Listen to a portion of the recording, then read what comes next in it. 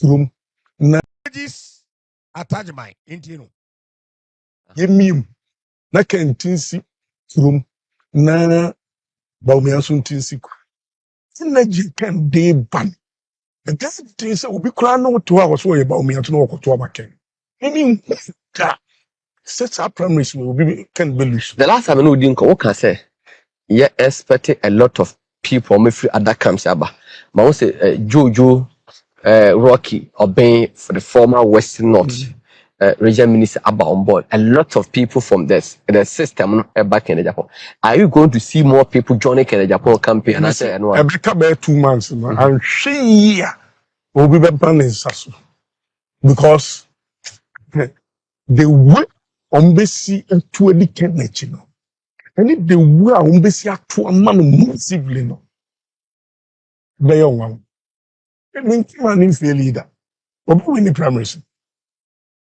So I did now second yeah 1 year one in the premise. If you're allowed to speak to a camera. Say when I am not just it be the year can on find judgment. What did I mention? The spirituality there. You find judgment. And the munya de mo je no ni ade ade. So the mention and one decide some person will lose. Yes, I be no be hard. You can say munya de mo na say me person will lose. Let's have be and 2 West craft in the num betimi amana lose. On one so obetimi aka say be no lose. For example, see here na can say me be winning am be do a me you way me kum di pay wa nyina ho na de be ma wo from that no so nam de wonam di now the energy di na chi automatically be on so lose enye na ka to lose promise enye so ma lo kusoro ma lo ko for ma lo ku wi enye nwie ma lo ko du be enye nwie e cover e be sa be din ko so yama who I am because me sure Kufour the prediction mama prediction and can dear work me no years interview somewhere can na dear new people are joining the Japan campaign and look committee one of a D Kesibi or Kwanam Kwame Mashim so why you yes slow one maybe I mean number because I am person ni pabe wo and yes you mass a data spiritual data near the edge ni abstracting with energy. Spirituality so no me catch no say send you brother this year jidi manyini we so da ye jidi manyini but me catch say calculation no through this was a calculation no numerologists attachment and ekasai was MPP race no hey mo pa mo kan mbaka mo pa mo nya de mbaye Kennedy a compre ko Japan woni be winie attachment na edenti na asofofo no sesia no obi ase ken na Christopher nyina ase ken edentia because omahu pipi o papa ni mu 20 numerologists attachment say okasa won di oka man peni dada a osusui nwasam se obawini ampana pasagoro owini kwai osekane Japan bibie no obetima sesa ne attachment na ekasai wase honorable akompreku Kennedy Japan ano bibie no a ebetimi asesa numerologists attachment wase nothing can change yenfotie bi yentie attachment yentie 21st no yeah remember the next month yeah yemim na kentinsi room na Bawumia so ntinsi kwa synergy can dey ban and that's the thing say obi crown no to our so Bawumia to no to amaken meaning that sets up primaries will be can be loose. the last time I know didn't come say yeah expecting a lot of people me free other camps aba ma won say Jojo Rocky obeying for the former Western North region minister about on board, a lot of people from the system back in Japan. Are you going to see more people joining the Japan campaign? And I say, no, I become 2 months, and she will be planning Sasu because the way Ombesi to any Kennedy, and if the way Ombesi to man massively, no, they are one. I mean, man is the leader. Obu win primaries. so dear now second, yeah, 1 year, 1 win the premise. If you're allowed to speak to the camera, Say, when I am not say, it be a year can on find Juma. What did I mention? Yeah. The spirituality there, Yeah. then find Yejuma. And the Munya de more Janonia de. So they will Yeah. and one decided some percent lose. Yes, I'll be bien over here. Ken say, when you are them, and I say, me, the person me lose.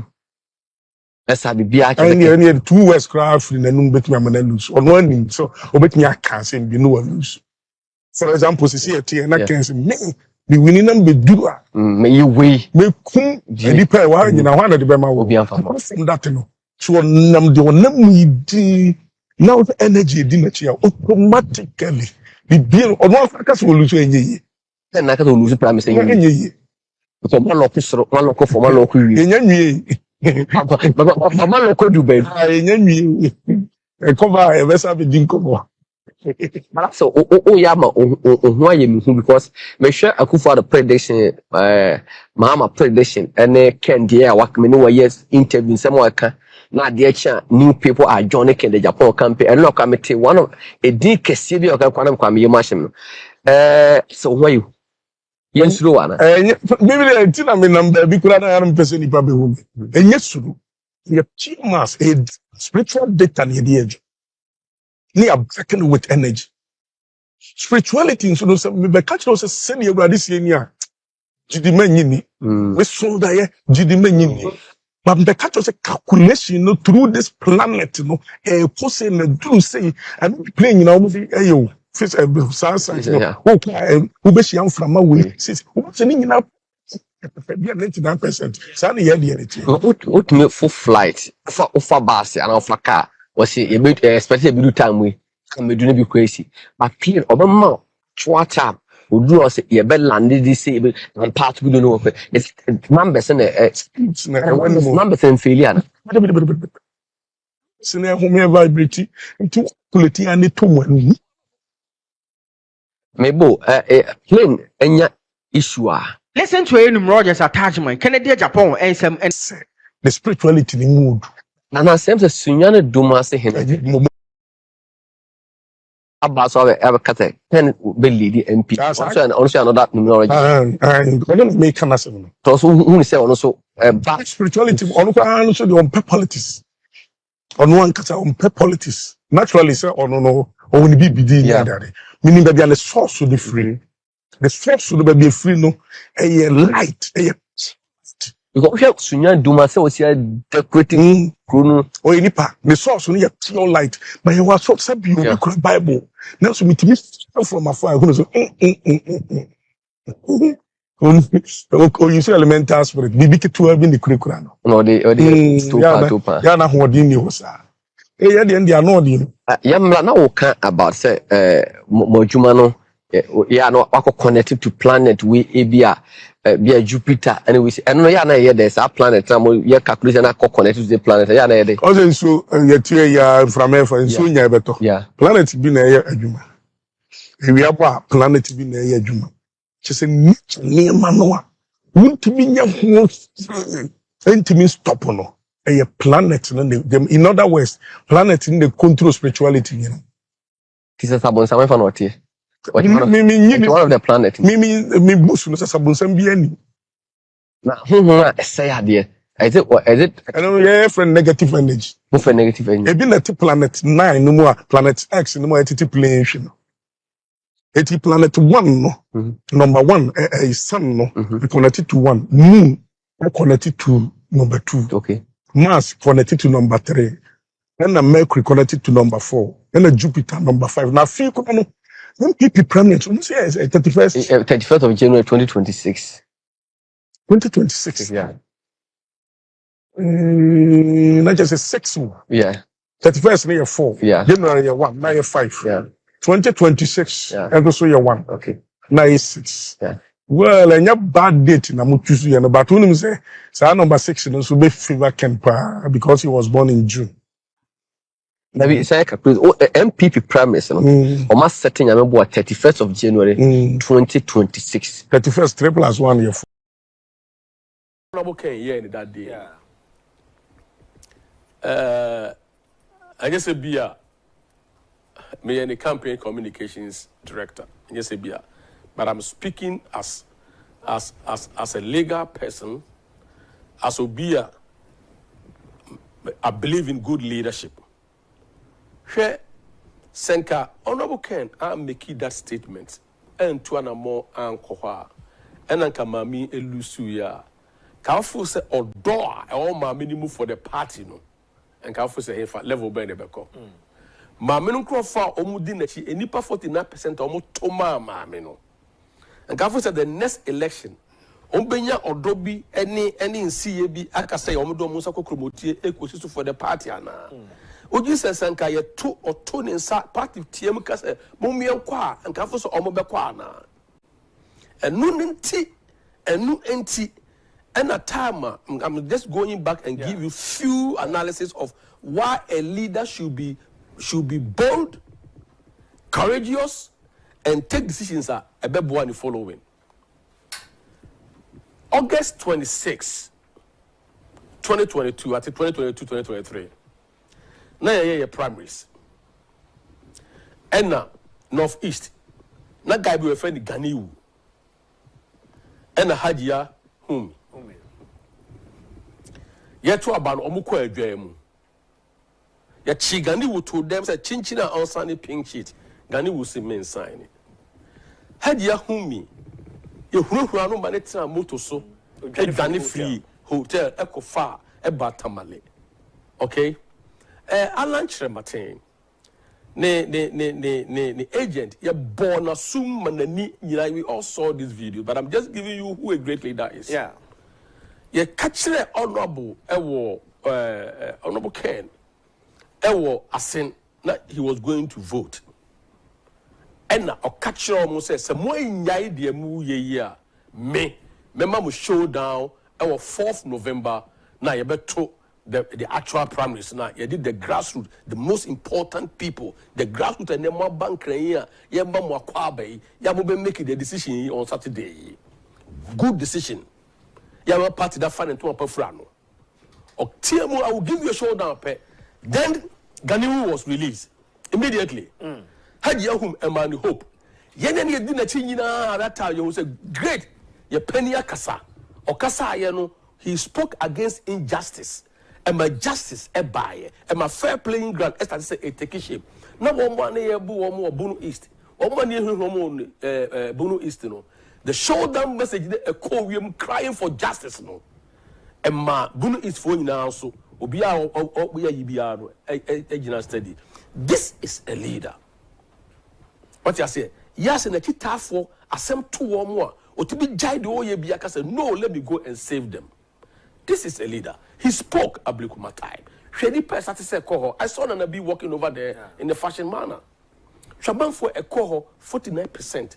And we leader or sheba meaning cry and some amino cry now ne rare cry now hoa and then when ya hope when you said next time you're to a banwa or what you tough for or one pennyphobia on be dinner chia sebe on babebuano on the son of senate ama and tokwa wokono. That is the election of bekono when ya asumdue and nunti leaders must wake up now. Na aba e wo yanimu no show absolute leadership. Ma for emotions. You don't use press conferences to solve solutions, to provide solutions. You don't use press conferences. Sometimes, you have to walk the talk. All that's here. You have to be a straight talker. Talk and do.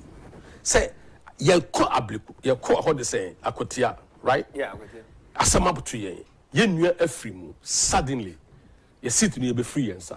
but then you declare and say ono na ye enti the seat is ours enti vimwa minim say NDC for the beko no moto bikes are omede beko ahurehuru omede beko pepper spray omede beko motor people omede beko no. We need to also go there fully prepared. I'm not saying that there should be a fight. No, I'm not saying that. Any fight. But we should go fully prepared and ready and say, we have to salvage, not rescue, salvage Akunyano. Because not Papano, Kumi, send our parliament. Yeah. Until let us salvage Akunyano. Yan Kunyano, yan Mohombai, name yan yangwa efieni efiemu yan fa very good message ema omo koto aba no say papa no otisu ye hwima free ensam ye hia abayo say na beya we can sit in parliament na certain decisions be a government no e dey ba e benya wo so effect negatively e benya ye maso effect negatively e benya o man so effect negatively no ye nya the numbers a e betimi dey den agina ano Abaye koto no hono. Yeah, it is not about me, it is not about you, it's not about anybody, it is about the country. So what should be a MPP jina say leaders are as I say omansa etime ka omo lead party no. Yes switch ya conference a omo be kro no. Omo ko no ma kwa hwe amendment or constitution to give us some leaders are omo be lead party no. What should be the qualities? My mentor no okay here in that day. Yeah. I guess me and the campaign communications director. I guess but I'm speaking as a legal person, as Obia. I believe in good leadership. Here, Senka, Honorable Ken, I'm making that statement. And to an more ankoha, and Ankamami elusuya. Kafu say odor all my minimum for the party no.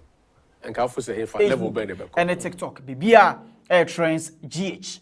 Eba no akwatia by election ho ensense ma ebusua se na no mekeka kɔ no. Ai amanfo bebre na no omani di echire because of nea ekɔ so ewo Ablekumanov parliamentary rerun mekire chaos a ekɔ so ewo hɔ na. Now eba no akwatia by election na official date ankasa de embeto odwa.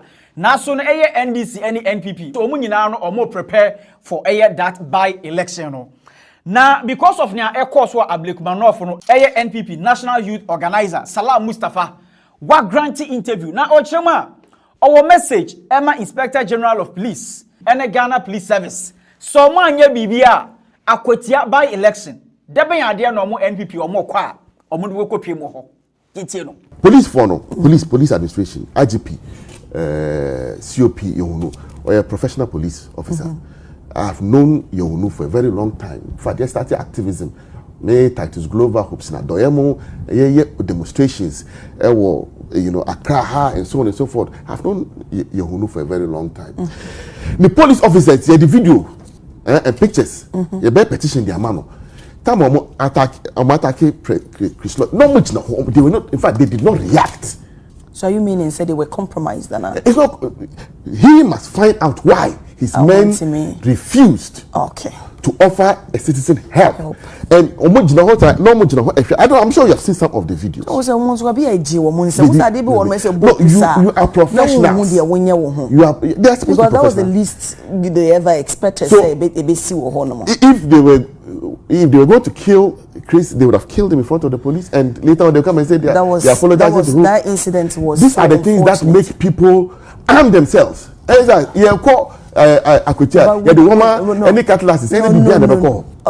I know they are advocating for that to say BBC and the police for they should do what is needed. Hey, Mustafa, in the MP. I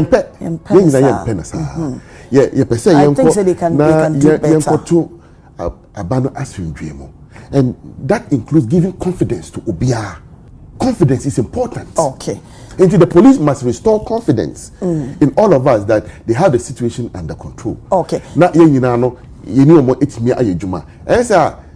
to be forewarned is to be forearmed. Okay. Salam Mustafa Aoye NPP National Youth Organizer and somewhere no dia tudwa eba no akwatia by election a o se nea esi wo Ablekumanov parliamentary rerun no eye police for so mo make arrest bia e wo ho a omo kopiem akwatia by election ho dia omo kwa omo so mo ba prepare with machetes ene afi won befunu na ade no go kopie mo ho ne ebesi de na no de esi e wo hobi sesi ade wo behwemu a monchimonka highway no it's all about Malik Bansintali because what trend sa wo for her 5k men 3k women activate body cameras cock and hold na eye omahene Kwabena Sante a ono de wo Asempa FM ene Adom FM me kire bedwom odi semi betu dwa about Malik Bansintali na okasa ne mu no Ibrahim Mahama so din bepie mu so ensama omahene Kwabena Sante odi tu dwa no eno na ekodu Kwabena Bobie ansa ne headquarters wo kyerem se obebo that video no na omahene Kwabena Sante wetie hwia so parliament ni gumbedie especially NVP media personalities o threaten Malik Bansintali ni na no ebusia omanya miss call okateche afrifa what a shade ajeta Malik Bansintali menya ni spokesperson, right? But you see, my follow amount for commentary about and Bansintali is not my friend, right? Oyeminu aketu akra anti enye magudi for no. But when you listen to those MPP people, eya omudi Bansintali won koma, you can feel the hate, the envy, the jealousy. You can feel it from their voice and you can see it from their eyes. I'm telling you, Bibia Omokebiano, the pain that comes out of it, it doesn't make sense. Almost as a free appointment. Yenko tie yenia omahene Asempa FM, and I think it was on Belgium, on Adom TV. And we have encouraged people to say Bansintali, hey, 5k men, move, man, dead. On the side, crack it because one quite fly on the kitty cry. Young boy, and this is what you want to do. Uncle when the skills 10. When the skills 10. But those are 5k men are offering, or pa Uncle Ibrahim Fizia, Casa Emma, or Uncle Gabi.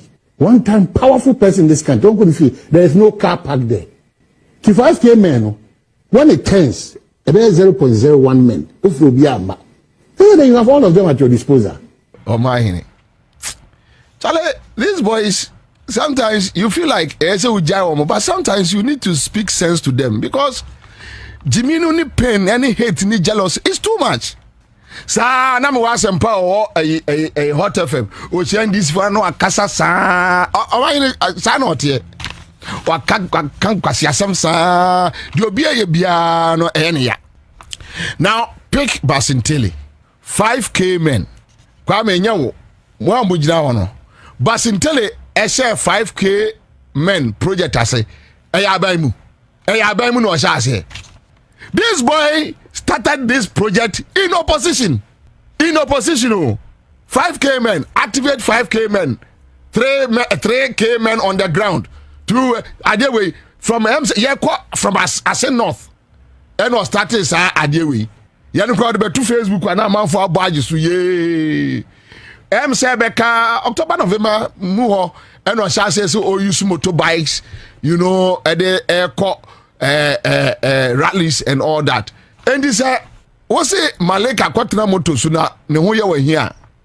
You see, want to be nyabi akawanutum.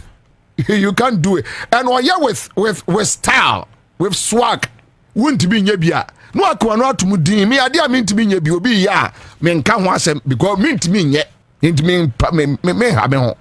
Then Omahene is talking about say uwa bemu na oya 5k na mre dania enipa no Omahene o party ewo power wo twika ekọ gabi ho no na Malik still sata no oya 5k no men no activation no mo de call e friend say Ase North want be anya hu 5k no mo de call various rallies across the country want be anya hu what time or the 5k na be to awie.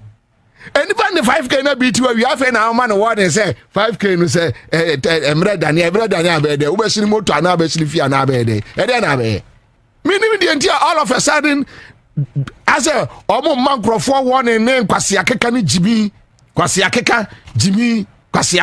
Jimmy all of a sudden as a your mama warning be kwasi akeka ana sa omo microphone no omo ma warning no obi anu oskra no a oye ninja sa obi anu oya bema o Obianu oya bema. Yeah, I've seen it. Obianu oya bema sa.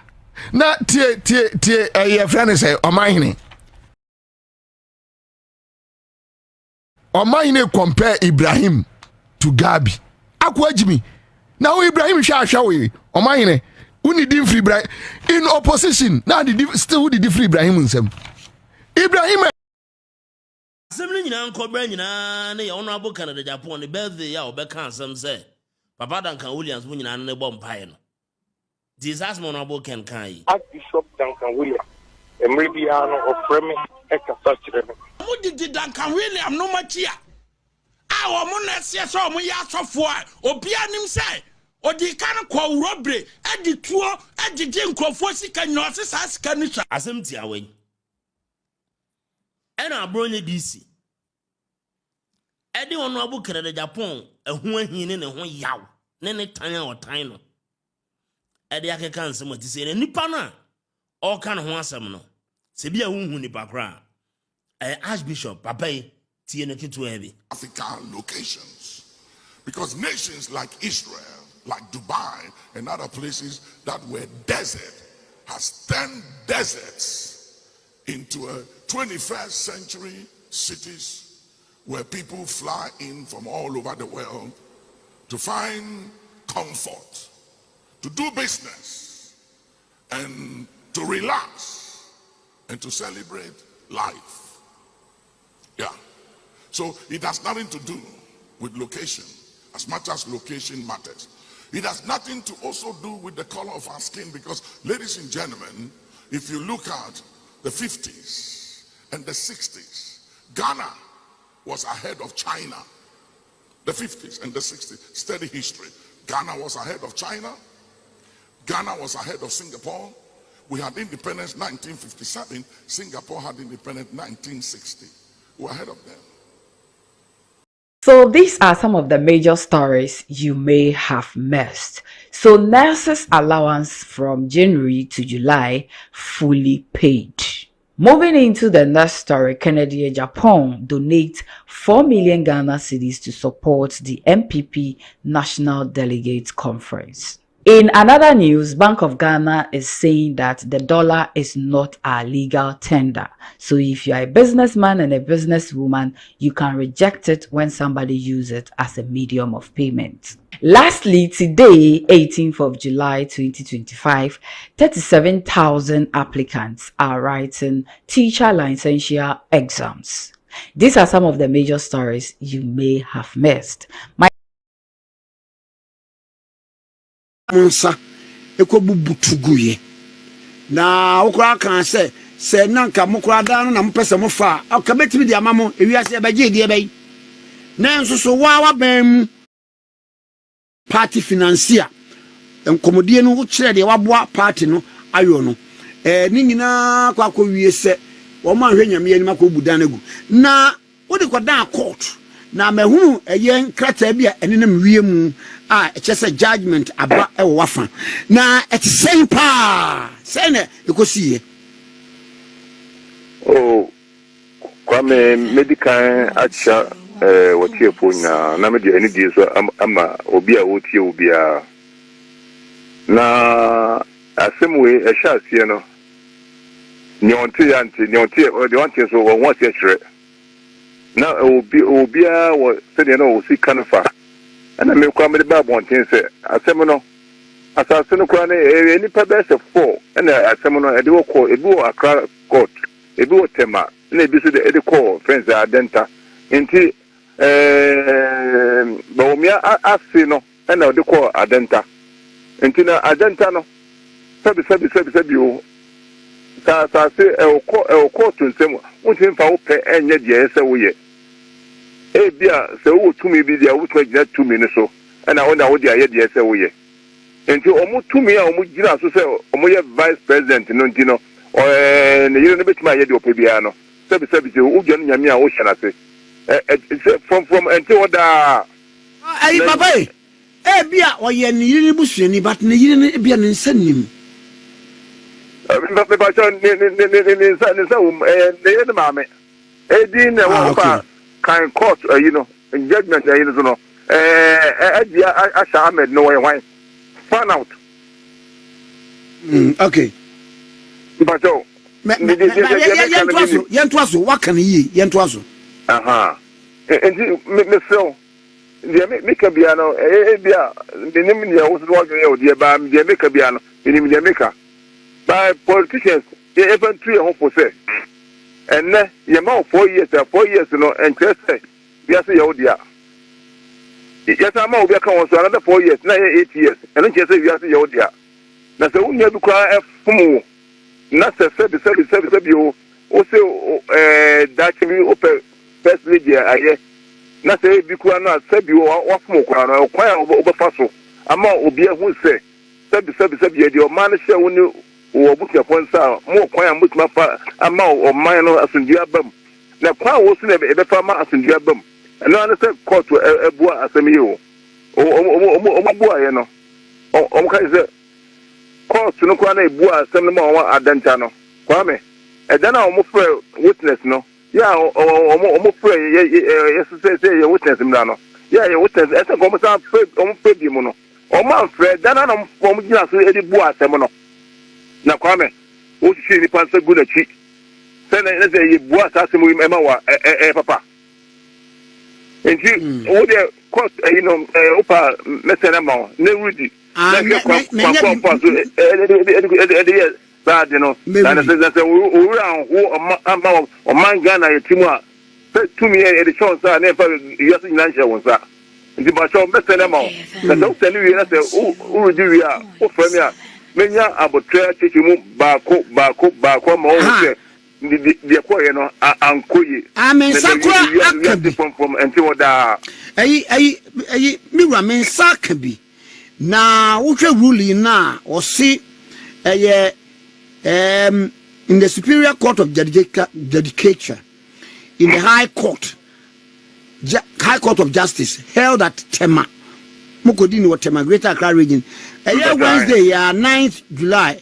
Papa was transferred his Lordship Justice Kwesi Boakye, Court of Appeal Judge, and what transfer. Nana the Republic versus Circuit Court of Adenta, and a warrior expertise applicant who now go down twice.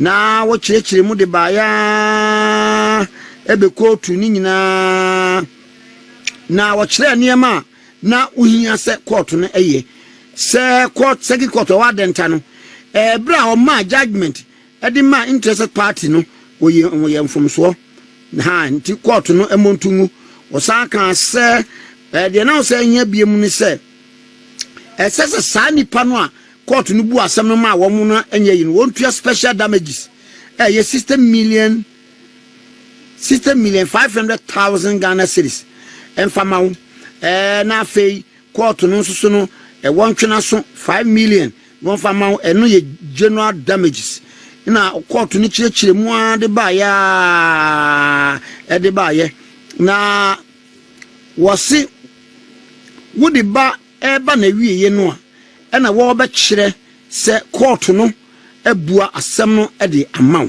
eti wase ka akomye agin koku anum we ya wo de court no nyina so a wo de koye no court no bua ma wo sen na asem be na court no aka esese eye bibia esese wo na ebua tia wo no wo di so oh so wa asem no me koye no omo tie na topam hu se Adenta court no me na the offense so kwan fa so na ne sa ba kwan fa so ne te to me bi na ma o dira so mama judge na sa ma o mo dia I don't know ba me de me hu ne se bi o mo hihire me se egu machi na o mo ye se no pe na bia ona mo kan de Japan me di na chi ewia mo so mo bi di na chi no eno ti na o mo dia so de yes adia eno so to je o mo a ba the court ebe kan dey me dey me no bibia ka say the court say omonye no omoye wia na ndachi bi no omoye bibia na omo dey so nyanka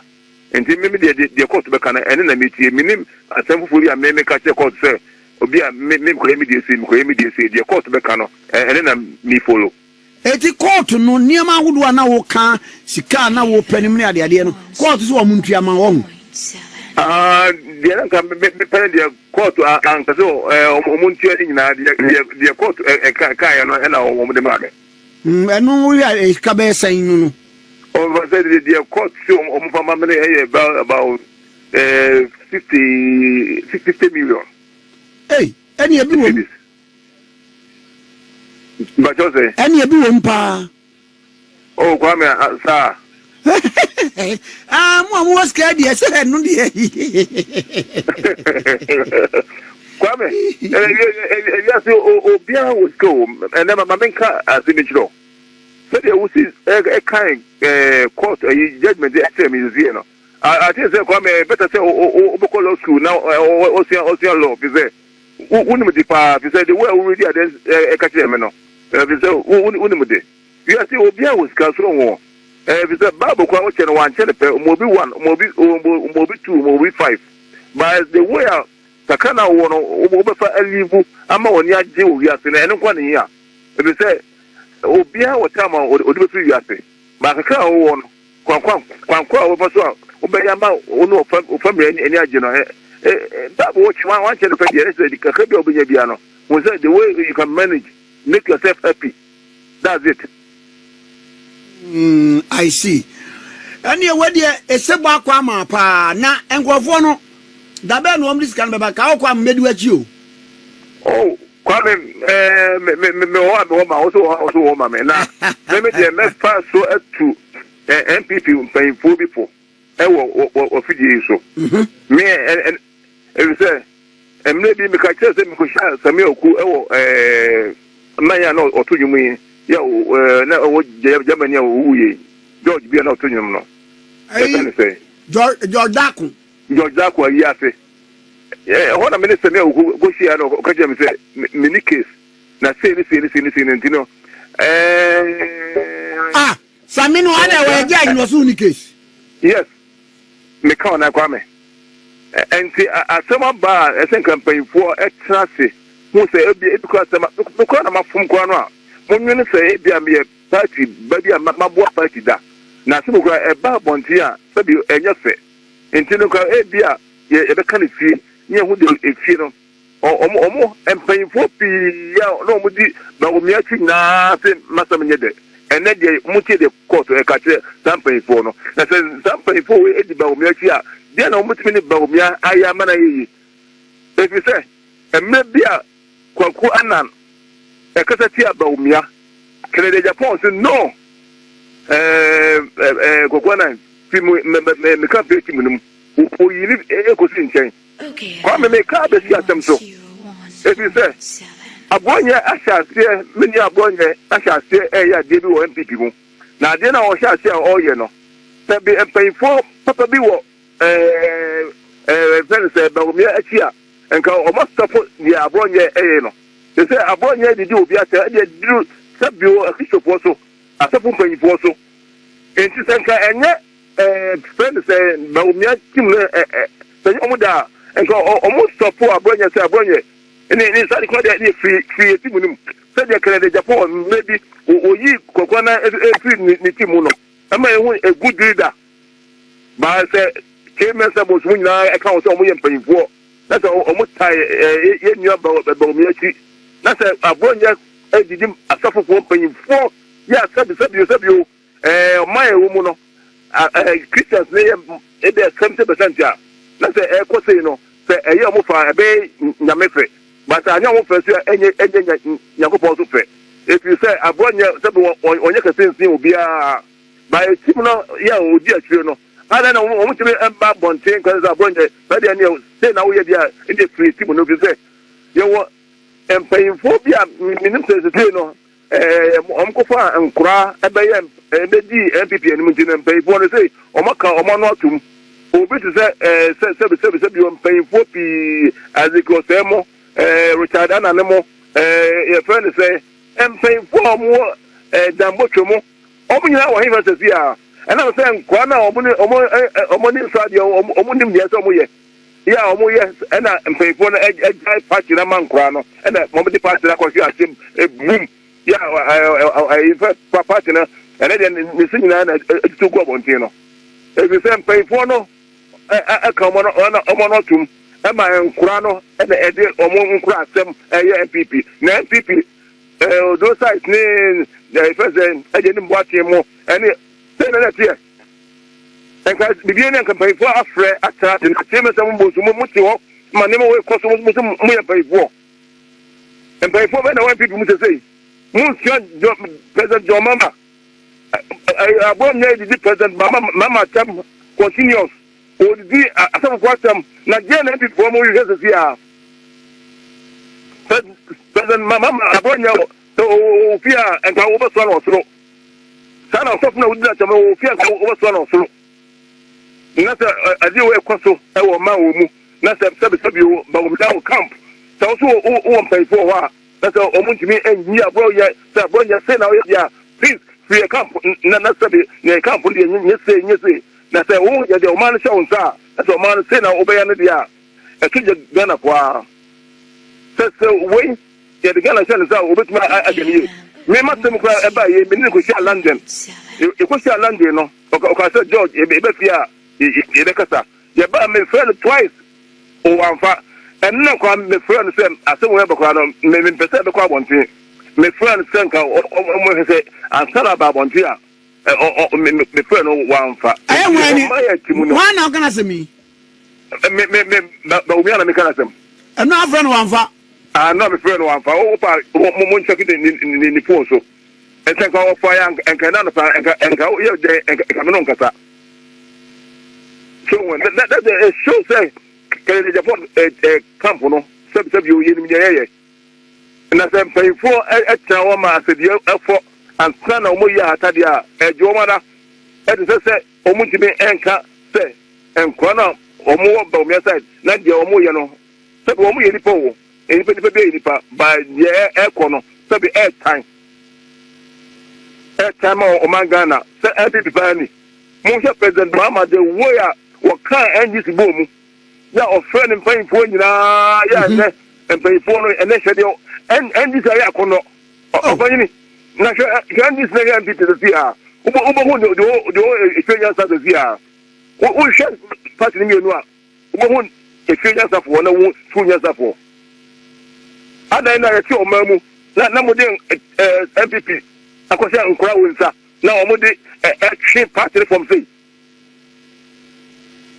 wow na ai mo party no MPP no dia na mugiri sa moya e dia sombie beba oh maybe the magenya say ye friend and paying for dambotwe mo aziko say mo which anana mo kojo mpiani mo ma omu nyina say enkwara yes ano man paying for nya wo say party nya ko no tim paying for nya atiada enti say ye friend paying for wo nyina ba MPP e be ya akono biem na ye jama enkwara wo mo no say ko ja platform so no mo sa 63 kwasi asem everybody okoko campaign o ko ja say o bo ka sempa akse nipa mo ati o wate no na mo ko ja na friend say asante ojen chairman okofa makache obia no o se kasa na o kasa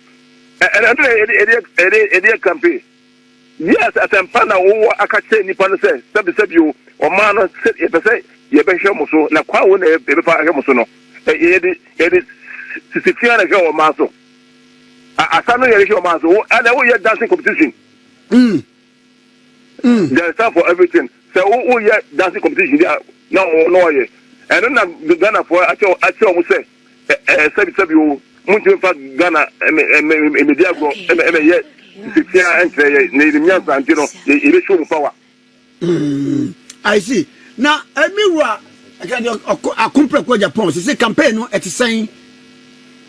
Oh, nyame adaro ma de de nyakopo be kan oguso o ye de obetuma and na sabi o na tita for so ye de obetuma na wo hwe say mpanyfo a abegu na chi man advice ne mpanyfo abam bi se Dr. Keke say for mo ma sabi aya kono kwa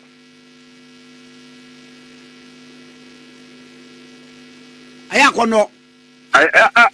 kono kwa etino kwa bia o mo fa so say bia o mbeye na mo yi Canada free party mo de onyame nsem ba nye o che bia no nyame nti enyina da bia da na wadwene wo se mo ba koto flag bearer no e kire na bia mo behwe polling stations no me ade no ete sen dia o kwame dia on be bia no nyame ko be mag kele Japan ensa so am nkuru bia na dia ya se wonu so kwakwa nyame on ko bi ma wonu mo sam kan nyame on ko bi ma ya si ye de e be ma yani so a kire bipo ho na ye mo efri ebeba nti dia on be bia no ya ready na on try say on be wi mu dia eno na mo say e bebi entiase ma do say on fa na emna kwa so esse se no mpese o ye no a na se ye nya ati ase se na ye no dia obia ni problem bia ba o mo ye o ma jo se o mo di wiemu na eba ana se o mo di se na mpese o mo ye e che se o mo ni ye sa se obi dia ene adwuma ma me na was na me nsenya mpamfa ma ho miwura yo me da CP why mate me da se thank you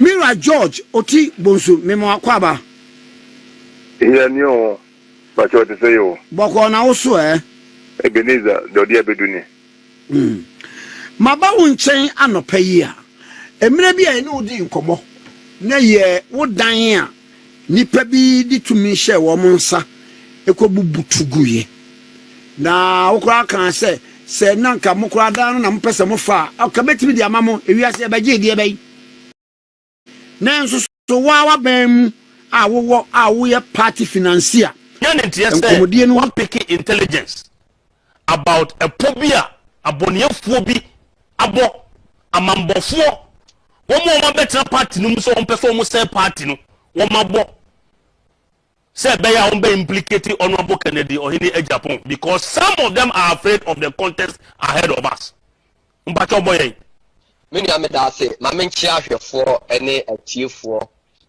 na men country Ghana for this time the central region they are going to produce the first MPP flag bearer and that's honorable Kennedy Kwame Agyapong. And Nipani be struggling to lose. They are just struggling to lose. Now, many of them can't same way as I'm about the main topic. And yeah, I'm sorry, almost say me and religious politics, me and you wish party for a multi delegates. You do one year Kufour for Mamaka Sama Akunchamo. My young tree and Sunungu and Kofa Hamishim. Quote me, Dr. Bawumia na abo abronya pa. So on Duncan Williams Martin say a soft one and a plan is Dr. Bawumia ay kremuni moment to abamano. Na me busa accused of force. Yet and a Zongo pooling station, Islamic pooling station, Dr. Bawumia lost all of them. Munko Sunyana West, Dr. Bawumia Suman, Irma Miss Amelia, and Manuko to fear.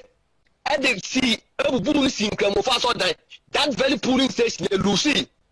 And then once I brought yourself with the Dinkum of Atem.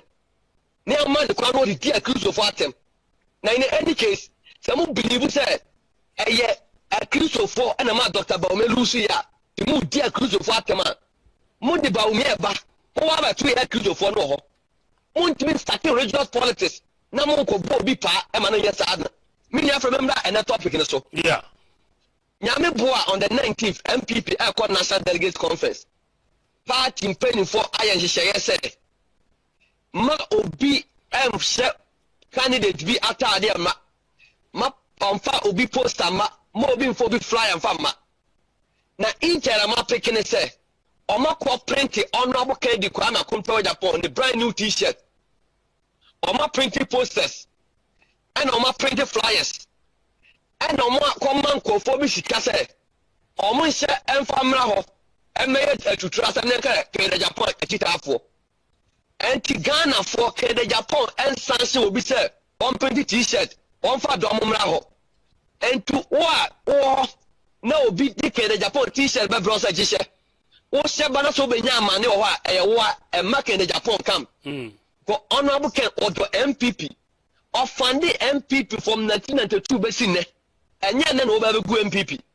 Latter day sent the form by a mom wavano, or more, and no more good MPP. What Yakob ala ni atuna ni wo north east. You couldn't condemn it. Aba be just condemn maybe our commission na yabo no. Na minia another plan enie. Almost say regions are honorable can every year the November 4th. Constituents are honorable can win no. They are going to delay their accreditation. And to Omubabano, now the front seat has already been occupied. No more actually. And to Omubogos amendment no person Omoyano. Omoya mo Temutiam said no the General Secretary of microphone back at the Mante. Mete ye no more animal. So Central Region 4 they are on the radar. Voter Region 4 so no go actually. And almost said that on can say they are going to designate route every region be faso. Ayesa po no mabo. The Central Region for mabano na ma accreditation some ayabasa. Na ekwan na esa mo faso no. Na ma sheda create confusion. E wo so yes mo twema munjo. Mo beduru ho no na mo yedema kwa akwotena akire. And a constituency honorable can win no. They are going to do same to them with their accreditation. But they can't show Mafia says so omo ye fast ye hurry. A pobia omebobia minia ye chewo. Okay, so almost started a top down approach. Me can't na kodia a statement about me. And you no cre a bin seed of party mo but much for mu. So this is the planner. On my plan they can say they are going to print a t-shirt and Kufour say Emra neka ken when you law abide there say akasa mo obi amfa t-shirt man ken sponsor man for the aba omebadom kra ken posters omukra niema afen so route regions now omo support ken the Japan no any other candidate no omo esa route no basa omo accreditation so omo ne basa said ye beye na yenko anyintum say ye the nipa to aneba the yes and those who don't supposed to say no, those who supposed to say yes. Now more ni mono aka yeah yes yes have it. And to me asama make what they have be the MPP delegate from the northern region, the far northern region. Shababi o matna. Any chama won't me let a tuma warrior in this region by the Ashanti region for matna. Woman never baby tiamaka yeah. Emma top down approach or masom not delegate yeah expanding no. Now, Omasum, these are intel information that you uncover and you may your person here for any party for instance. But this national executives, they cannot be trusted because majority of them no. Omaya almost new because Omo they don't call the last election code Diamo, Chama Butemo, a Dr. Chanamo, Asobaidamo, Chama Bugamo, any other ones. But may I more say about MPP internal contest yet me gidi. Babble Kumanov near Mobuye. Yes, I was able to etua aquatia antimunim internal contest mu bugaba prepare and meet them at aquatia. Anti football ben na wode be ma delegates a ebeko nyame adoma memeninda ebe national delegates conference. Me a football medika e won say honorable Ken me papa no Dr. Brandon Champon and a duchum. They shouldn't allow Obia or Nina waiver and Lucia. I'm taking a party, don't find the open. Now that every national council, Obi also know a car echomo. And a party delegates. Crowder Eka say Mitchell Santini Eka say was say. Munyi nipa Ghana for panel. Mamu nye dia mo party for the pet. O two almost half for man tirum ko the party for panel. Ghana for rejecting. Ghana force a candidate Japan. And to omu kono omo nyine MPP amaluku no ho. Na me nua there's a video Dr. Laji Mahmoud Wamana num ton was say Mahama yesremuni. Samama be 4 years. Na so okwa. Odo no ba omo nto aba ma maka say enu achia na sremuni ko na wo ba. So nim sa de we ya the interest to lead the MPP ne say does he want to collapse the party? So delegates should note all these things. Now, Mukwa, they should take a decision about party. No, the top down approach. No, Omunko Bongu say, yeah, expansion. Now, you have a man called Foki 12 and account. And let ya near blame delegates, a Biakoji TV, a Biakoji fridge, and a man Ghana for Bufu Motobatia. So, what has changed? I maintain this same delegate. Get inside just so You got to about 2 a.m. So we didn't have a proper election. For me, the same thing. So I didn't see any, and no one else had the Fofana. Meaning, say the delegates, the intimidation, the last election, I did do what I'm going to say. And I want to about Dr. Bawumia, you be with them. Any partner to Abama no because any 37%. You are still in the album, but you with them. And they just say a empty threat. So Mukwa, just be bold. Just be bold. Yet the other say Chama wound to me. Yes, you are calling you. I said about $10 million. So be a brew 1 year national Iroko for channel. That be all delegate to one yabi. Yet the other national service for. Yes, said the delegate are called for. More delegates, Kaya body say, I buy that vessel or more fire yet tatam. More yabi. And why do you still allow yourself to be made as a bully by some Kufour or Manyo Mota? Yet Nana to bless Ubuso Madia and the but ne and these has exposed them. They are arresting them left, right, center, center. Sika yedo to two almost Sika ye suspense of Madin against Kaketwa. So delegates, Miss Ramo, Ebra ne comedy nipa or Kaimon, a honorable Kennedy Kwana compare with Agyapong. Delegates, Ebra, ye boom nipa or Kaimo, a honorable Kennedy Agyapong. Women organize school feeding program. Musike kama nipa or Kumamo, a honorable Kennedy Agyapong. And Timamo mo be me dadamo. Na ye nimu, ye nimu, or much never mu, a didia jam. And Timon Saba to Abamo. I'm honorable HMN Sabos, Robert 28 years, 1 year. Dr. Isiasari, Kufour appointed as confirmed CEO 8 years, 1 and now to Abetra 8 years. And Timosa Kotoma Bawumia Mosana Bawumia Sabetra. And to delegates, Honorable Ken said the first time polling station for constituency for region for mobile ministers, MMD CEOs. And to Mr. Mumia for party, Nation Honorable Ken. And the decision via Mufi Samuel taken at the delegate conference about Bawku in Japan. Now we're structure party, go and take that decision. Yo, Minia Shaibu, say, Yadubesia. Now, Mijidi say, breaking news out there, my impending force so. Ebe to nyama say be ye ebe to ye. Yebesa after the and I said during the conference in Ankasano, Mijidi say na two ye no ebe kasa na ya je wadwini. Why? Medasi media. Miso medasi papa. Eye Shaibu Lasisi as journalist at the man Ash FM or Kumasi and Odessa information ebre. Intino ukwa no ye ahwe party Ashemra say mo bia embeye emfa eye candidate bi hu afade emma. I think say I agree with party decision no. Nti ese wo so udiso na ye nyina ye diso ma na recognize the challenges of over 70,000 qualified health workers currently awaiting employment. But I want to assure you that we are working tirelessly to clear this backlog.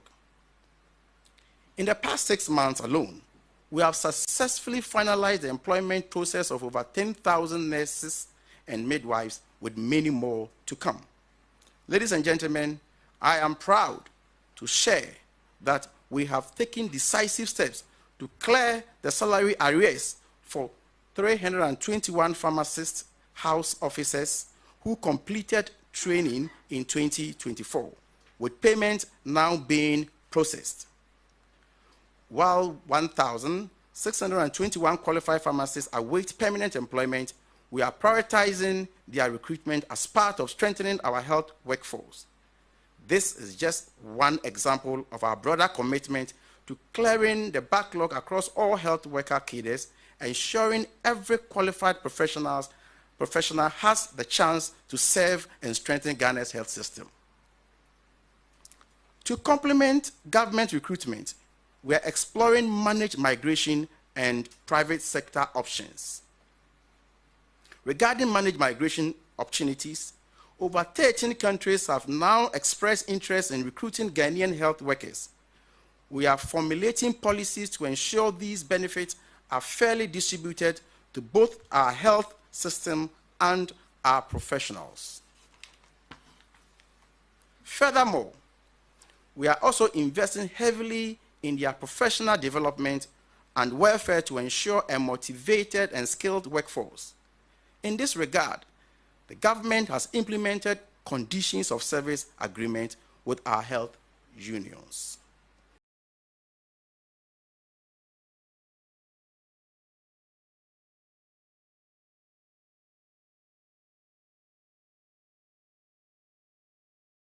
Assembly nyina nkɔbra nyina ne yɛ honorable Canada Japan ne birthday ya obɛka asɛm sɛ Papa Duncan Williams mu nyina ne bɔ mpae no. This as honorable Ken kai.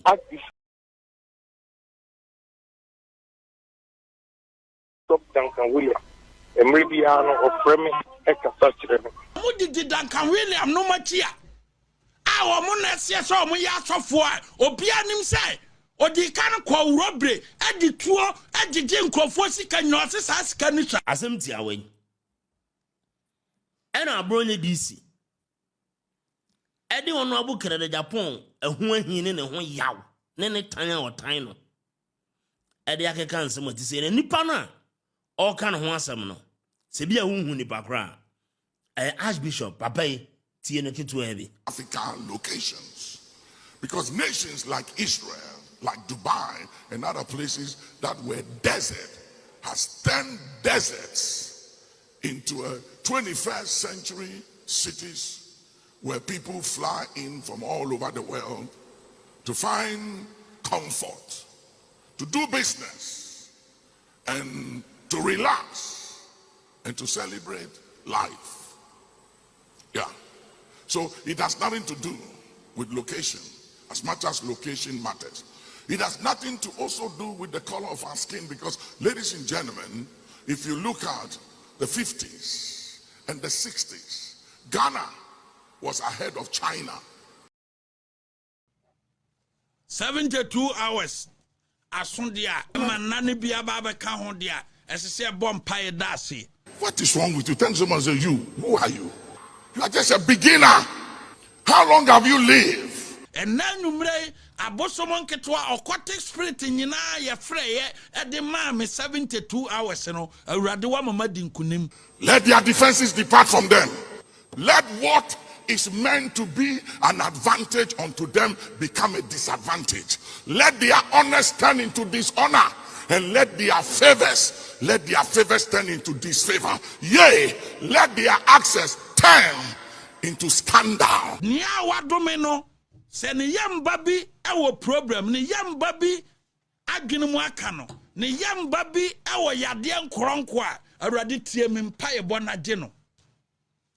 I don't need anything from you. That's the sad thing. You rather need me. I really don't need you. So stop the bluffing.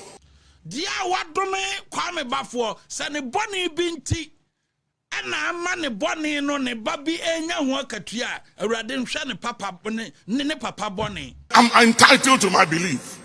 You can't do me anything.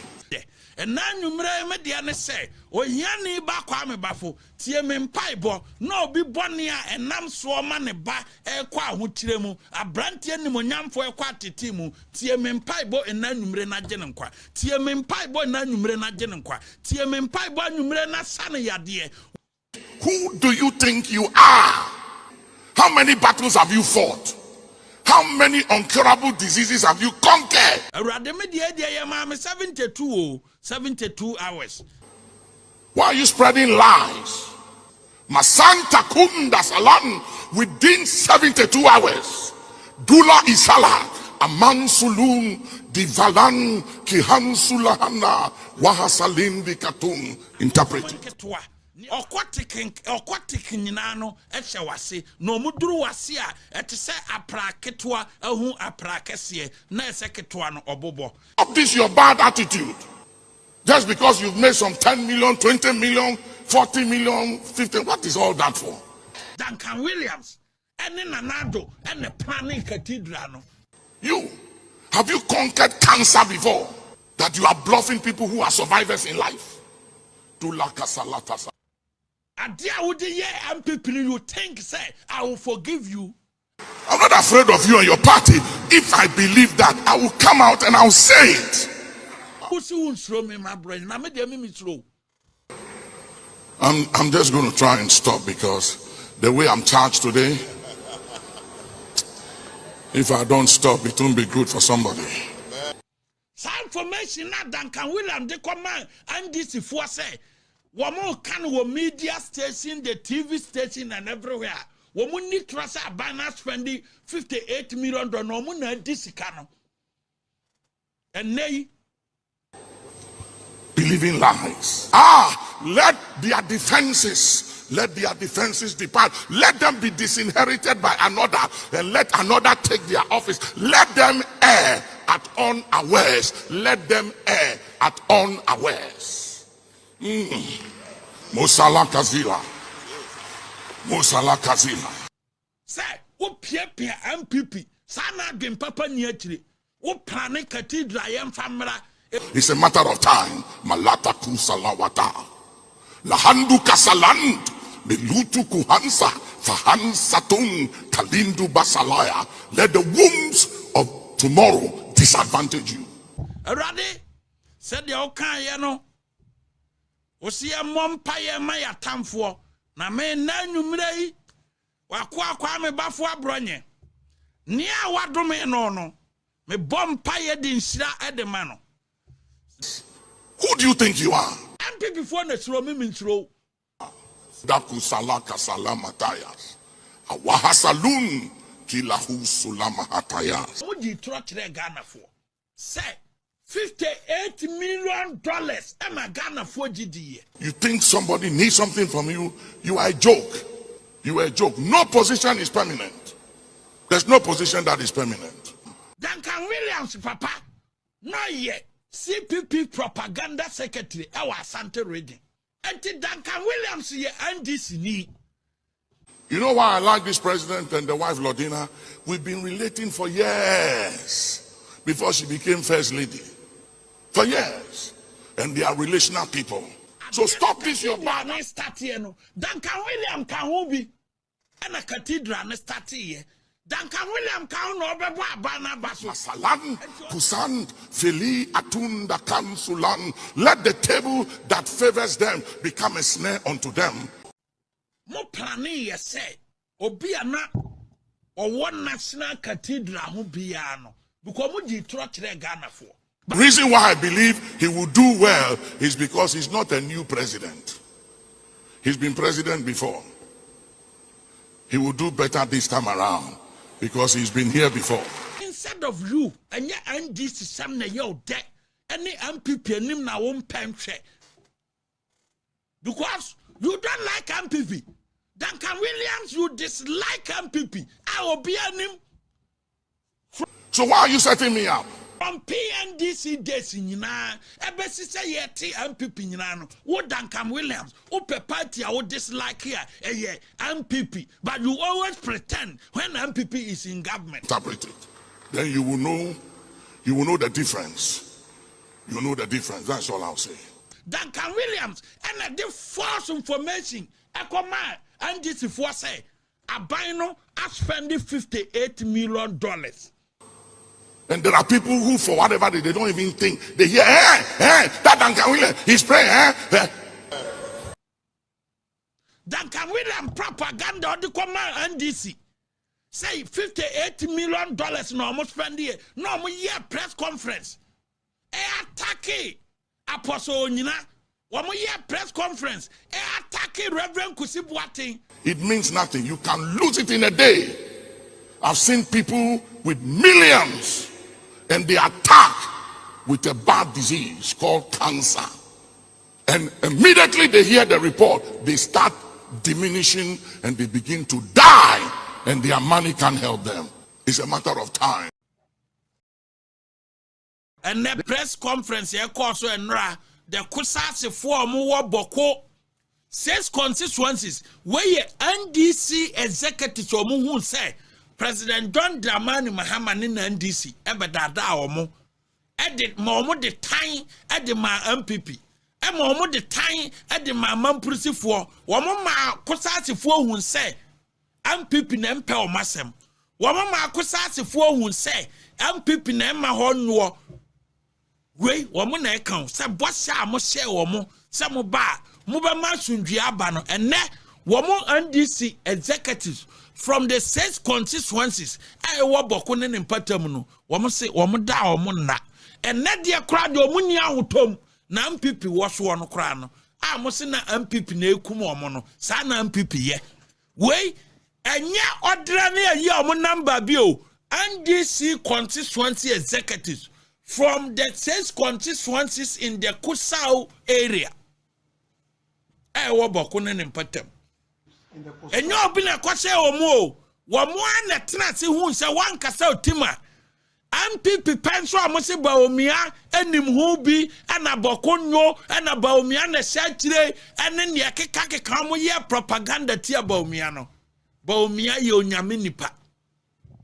Na die bia nkontompo bia mo de to Bawumia so se Bawumia be di president ya o me di president mpu Bawku kusasi ne mamprusi enka eho ye kunkuma mo ho nanso ntokwa we ewo ho in the 80s na NDC na ewo so in the 90s na NDC na ewo so 209 ntokwa na start here NDC na ewo so 2011 ntokwa na babie NDC na ewo so 2016 ntokwa na hiti ye na NDC na ewo so ntokwa na be sorry 2023 ya na yenya a presidential candidate amana kwa gina ho abakwa sem trese ntokwa we start NDC PNDC NDC muntimi nya ho hwe na no wo petumi no ukodi tro se ebrebia NDC be wo so no asundwe wo Bawku me wa anya nokre wo pensu nipa wuewu ye e wo Bawku as a president na won kom ma biem no enya asem koma enai NDC amanyokuo wa wukuo ma se wadada omo wadi trachre omo wo ye kontomponi na no aye deje bosia no enye sa no no ne editua na wo no mo ni yie wo mo life aye in danger e wo Bawku ne mpatam because you promised them so be ma sundua afedie asundua atonsuom ena ne ntokwa no aginsamu because mo the propaganda wura mu producer for voice ni to dwama yenwe traditional area and the press conference dated 15 July 2025. Ladies and gentlemen of the press, we begin by expressing our profound gratitude to Almighty God for preserving our lives in these perilous times. We also thank you, the men and women of the media, for promptly responding to our urgent call in this critical moment of betrayal, bloodshed, and impunity. We, the undersigned National Democratic Congress constituency executives from the 6 constituencies within the Kufour traditional area, Benjuri, Bawku Central, Kusiga, Garu, Tempani, and Zabila, stand before you today, deeply alarmed and outraged by the deteriorating security situation in Bawku and the total failure of this government to protect the lives, dignity, and rights of the very people who gave them power. On July 13, 2025, the people of Kufour woke up to what can only be described as a state-sponsored assault, not only on civilians, but on the very soul and authority of our traditional leadership. In an appalling and indefensible act, the military desecrated the image of our revered overlord, His Royal Majesty Zuran Bokunaba, by setting ablaze his statue, an act so vile and provocative it amounts to declaration of war on the people of Kufour. The justification for this barbarity, a reported attack by unknown persons on Mampusi bases and the military escort. While we do not condone violence in any form, no civilized or lawful state responds by massacring innocent women and children, invading schools, brutalizing students, and injuring 2 of them. This is not law enforcement. This is state terrorism, and it will not be accepted under any circumstances. Let it be known, the Kufour people have reached their limit. During the 7th December 2024 election, while the rest of Ghana voted for hope and progress, the Kufour people voted not just for development, but for survival, placing their trust in the NDC and His Excellency John Dramani Mahama, believing his administration would deliver justice and peace through the rule of law. That trust is now dangerously eroded. The government, instead of taking bold and lawful action to resolve the chieftaincy conflict, has outsourced responsibility to the Asantehene. The perpetrators of violence walk free. A worsening crisis, deepening mistrust, and a growing perception that the government has chosen political expediency over justice. As the frontline leaders and campaigners of the NDC in Kufour, our lives are under serious threat, not just from the crossfire of violence, but from the growing anger of our own people, who now see us as enablers of a system that has betrayed them completely.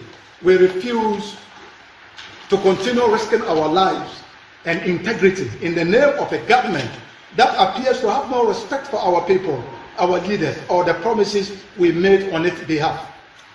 Our core concerns in the Kufour traditional area, and the press conference dated 15 July 2025. Ladies and gentlemen of the press, we begin by expressing our profound gratitude to Almighty God for preserving our lives in this. And these executives, our more baby, a movie say, Mubenya votes were free, our Bawku. Some are more cantia Bawumia MPP, and ne more Sancrophone Kitamokon. And ne, ya two barrier ya white dead no, and these national executives at Triaho. But 2024, no mutimi ko acquire propaganda, and ne, woman their constituency executives no move. No mu eja dem ho madwana ja omo mo na mo di jakoto mu ana omo no mo nkura na e what says constituency ho de ye campaign message na ya wie na mpanyimfo no magye mo positions won kran na sa nkura na iwu am nkwohwe omo and they have been abandoned. Womo fa phone cry frem mpanyimfo won kran obi amfi omo. Their propaganda to me no. Their propaganda etimi ye no. Enti brother mama Nana ababio wadawroma wana ka say anytime bia and this war abamu no peace e wo boko. Enti producer bomodena na fa ne voice no fa fo hia TV anwumre fa koma brother mama say voice na okoka say anytime bia and this war abamu no there is peace at boko no na dawroma voice no me ye no momo we cry momo no me ye no in and out say be ya oyi a omoka enti fa voice no e ye no momo ohia TV line no fa ye no momo ye no in and out say be ya o withdraw omoka enti boma no na andisi fo no momfa but sa voice no sa man bi na no ye boy ye see. Anytime NDC is in government, Bawku is at peace. Unfortunately, as soon as NDC leaves government, the Bawku crisis flares up again. Anytime NDC is in government, Bawku is at peace. Unfortunately, as soon as NDC leaves government, the Bawku crisis flares up again. Anytime NDC is in government, Bawku is at peace. Unfortunately, as soon as NDC leaves government, the Bawku crisis flares up again. And let nobody say it's a fight between ethnic groups. There is politics behind it. And there are people who deliberately fund that crisis. Everybody, the majority of people in Bawku, Kusasis, Mamprusis, Bimubas, Busangas, everybody wants peace. Because everybody wants peace to do his business. I mean, the current curfew in which we are, nobody likes it. Our chiefs are being told they can't wear smocks and go into town. So what is a chief supposed to wear? A shirt like me? How would they know he's a chief? And yet, it's because of the violence and the crisis. And they were forced to do it because people hide weapons in their smokes and go and shoot at people. But I can assure you that peace is our priority. When NDC comes, and I didn't say if, I said when NDC comes, we're going to prioritize Bawku's peace so that peace will return to Bawku. And people can go about their business and look after. When you have now about the amount, tell you my voice in the momo. Now my in and out. Bush out the question about I Kufour no. Not 7 months in you. Kusau traditional area and him for a nyinano. Episode besia crowd will dodge no. What our my yen momo at the amount. Woo ye a won't mocker. Because this can be a I and the press conference here course and ra the kusasi for more Bawku 6 constituencies where NDC executives or who say President John Dramani Mahama in NDC ebe dada omo edit mo the time at the ma MPP e mo the time at the ma mamprisi for wo ma kusasi for who say MPP na mpe o masem wo ma kusasi for who say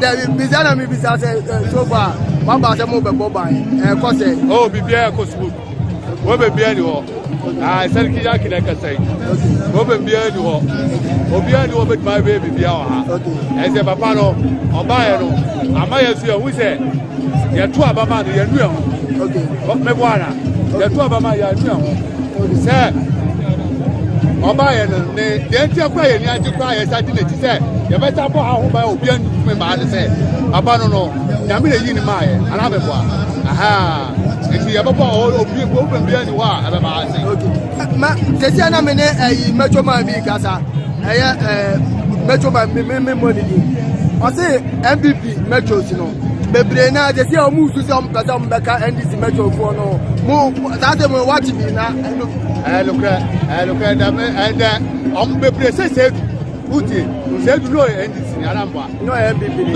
ni spiritual no MPP ni ana hard spirit mu ina no be MPP for by and the MPP for na show mu ye no ana ma mu ina asa jane ye de by e mo na wa ti mo ye de mo ba sa so na me so me ka kire MPP NDC for na o ma ba nde no so mu ye sa yesu be ma jane okay it also mu so hwe ye okay so what I say and this for the mama no on hwe yesu ye say ba ya yesu ye de ye nyare na hamu say mu wom dada mo bon kode ana say ma kon kode ama party no na MPP for na mo bewuram no say I say omo adodode bebre wo mu fili ba chem oh say and this for no ye pro bi asem what I say ye nim MPP the NDC bia what I say but no say amuba adodode na yesu ebedi no amusu ba omu bedi bi say what the be join na say but amuba no me so me try aye premo okay say what I say but say some na aba no the say ama NDC MPP for man ya di no amuba no say ye hwe party ni ye no what I say party no ja ni nkola ko ye no enti na ma omu so ba ye okay enti no de yesu e ka kire do mama ne nkofo ne okay ye do mama ne nim obia okay enti no do mama also onhwe yesu eye ohwe NDC for meto 20 ye na yesu no ye talenti and edwem first one we ya yesu bet ma ko e de MPP for so ye okay oh ye say data for say wu omu biom what I say invisible for say wu omu biom so what I say so omu ko esu say MPP for na do omu ye enti dey yesu e ka kire do mama say also onhwe ye say ba ya yesu e be kam so what I say they do party ko help you they be dey na do party na you be party ni abre no wudi eni a wuyi woni ma sa so na yesu e ba 6 months ni mu jada ya ni problem okay what I say you nim say promise our promise no be here it is a problem ni but say do be ni wa ya dia yesu be free se ko kwa kire no okay they say next year esi Ghana for be obi e ka e ya kwati aba election mo be ko akwati a ya ba cha kunya no mo ba go hobby besi ya ba cha mo ba cha akwatia ba election ya chawe utie ha kumisi no aya mimi na mo ha kebe be punu mu mienu be kan wa cha ha kumisi wa brand ba bebre o yamfa politics to nche anya NDC MPP ha kumisi sa me ka so ho bebe ho dada wa mani ba bebre adana kuna fo ho no ha kumisi wa mani ba bebre adane friends o muni yere no o muni kunu no asema okay allegation wa brand ba bebre na ma boss mi busa o oba o ba no je na wo utima o di participation wa ba and I just say bizarre I je na wo utima a o di participation wo za participation ka wa person je na wo utima o di participation wa ba be se mi busa no only participate ku wani ya de kwa dodi de participate ku na ni no na ni na bring no ba yo nyeso be prano okay ya de participate ku wani ma wani tuma ku awro tuma free wani ma I say asset no so ya de ku wani so da it only participate ku na ni no wanya wo de wo da kan pro mo men kan ko men fa wo nya politics ani we bia what the me join us ese Kufour ne man ne de yes Kufour so what I say yes and this way to transfer you to transfer the community yeah peace no can here what I had omitted to mama like your mama omitted ni na no the bomb carry to transfer e ka do mo ya na ya waso ko da ka be aya waso ni dey no bia into the poor bi na mu and people ya put us as you engage mo dey kitwa we how mo dey na okoda hospital na kitwa ani oka hu abe mo si akoto meba omo si akoto meba NPP for no omo si akoto meba na so hu anyo ho na oto aba o gbe de o na mo to aba ho never quit o omo to aba ho o se kwa kumini pa bebre how come to akumi ba bebre aya say aya politics na yo aya bibi hadi da wadi obi yes wonu akata tie na so oba de ne honya de sana wonu anu ho onko osman ne voice what you say so tie hadisi comment o ma ya wo so won so na mbo ya wonu ri ya no when I do my way, and yes, and then I will buy I'm the one off. I would dip the spray and show whoever. That's what one of them. But then go. So I want to know the young one with you. I got here. That's how booms, you know. Or no, especially that's a mob on out to work. I don't know the plan I can acquire. People try acquire. I'm a child. Who call me? I'm a child. People try acquire. But I'm bringing. And I can book a job FIFA. I'm bringing. Okay, the tray of FIFA. I'm a million my boy. Now, I will go to Friday over two. Etika afanya ni okateje ba hanga mo muhu o man kan ba o mo de okateje do di gaba ho ai so what ye kan no o yi free ho ye ko ko di bia na fere bo na ma ne say ye ba na o yi free okateje ni de so what ye be ma akotia ho o chia ho ejoba akotia ho be oh to be a wanya, whatever, whatever, the over. There's a to me about. Now, the who came here, said I had dread. No. Then I'm now to say your picture on what picture on one of the stage working at your panel. You better not keep that to swap for them to be actually. What I say, by a very 40 years. Yes. But when I get there, one would be able for a message from the answer. That's yes, say another who attack media. No, that attack him. Or any Juma. It's me, my Juma. Said the how goose on what I said to me for the Sambo. I was in a man, the boys, Equayano. What I say? It's a man, mo ya me boss na do be dey obe you ano na me ma kora na die who was it what ya dey who was it again wo ba to mahama wo bet me ma me ade ba kwa wo no pa e ma say open na say pa mahama oh mama elipa bia o da na me ka ade ba kwa kiro enfie ni wọ́n sẹ́ àwọ̀ asabagana waka àwọ̀ asabagana fíẹ́sẹ̀ ni ẹ̀fíṣẹ̀ tó mama fi tó ndẹ́ sisi ẹ̀ṣin kún abọ́ n'ebu yẹ but tó mama wọ́n nípa bí a o ẹ̀yẹ asunjẹ ní kún o tiẹ̀ yàtí mi titun ni yẹ yàtí sẹ nípa ọ̀bọ̀nì ni edu ọ̀ma ẹ̀ so a ọ̀ma ni bí esi àtà nà tiẹ̀ but tó mama yẹ nípa bí a sọ ọ̀tẹ̀nà akọ̀nyà so bí a kórè tìmí yẹ dín. Atase we libo bia ko odna betina ko nyaso emma tuonu asundue unnamu a aka me ka kura to le ko de fo aka menu na ka sa me da bu fo na ka sa because ada de bia na obu ofu na obu ifu because who needs car de bia na obu like my baby mama chiro one fast can be shame for to be bende dem wa ya numa bi ma dem ho ato bi ma say ebi wa tete mi ma so me kai wa de ya be fast ko to ya mu de Chicago me ton 8.6 you know full bag no ye be ri sala kasi pa na ketwa kasi pa no okay 8.6 ekene siste Ghana ye be di sala kese wo ya to nyame odi bo nyame to 6.5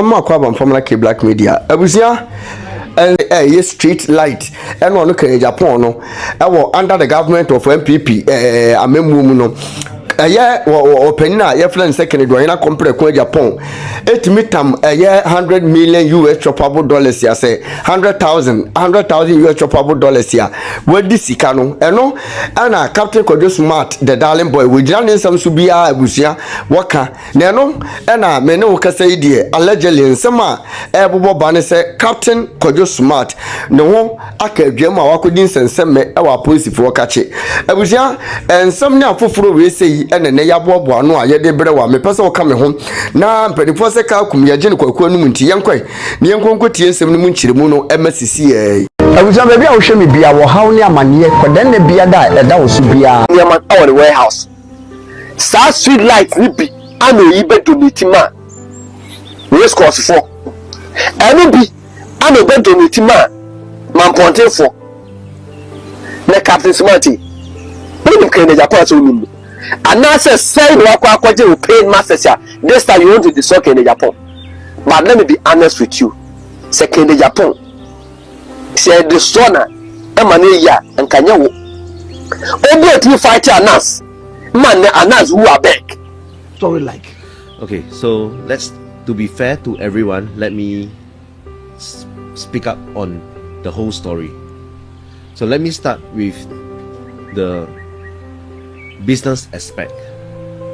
So there is this Chinese lady that's recommend me to Ashimo.